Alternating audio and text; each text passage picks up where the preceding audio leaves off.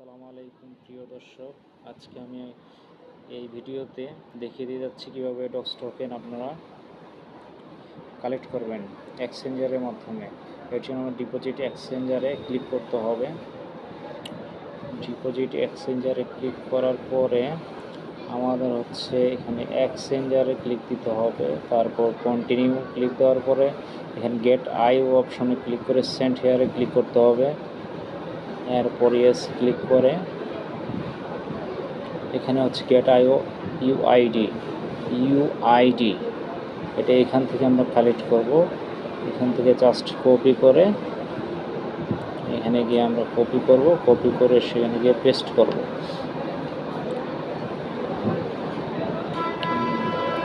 এখান থেকে এটা কপি করে জাস্ট এখানে এখানে পেস্ট করব। এই যে এটা আমার ভেরিফাই করা, এখানে গিয়ে এটা কপি করে সেখানে পেস্ট করে দেব। এটা ইউআইডি।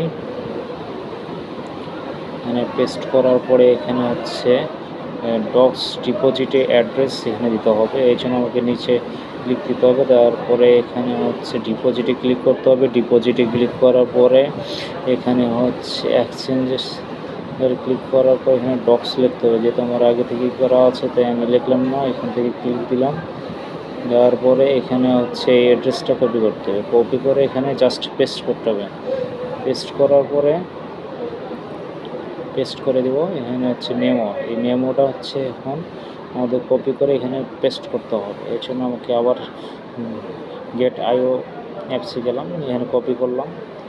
কপি করে এখানে জাস্ট পেস্ট করতে হবে। পেস্ট করার পরে তারপর সেন্ড বাটন ক্লিক দিতে হবে। সেন্ড বাটন ক্লিক দেওয়ার পরে আই কনফার্ম দিতে হবে।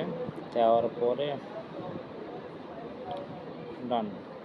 ওকে, আপনাদেরকে আমি সম্পূর্ণ ভিডিও বোঝানোর চেষ্টা করছি। দর্শকেরা ভালো থাকবেন।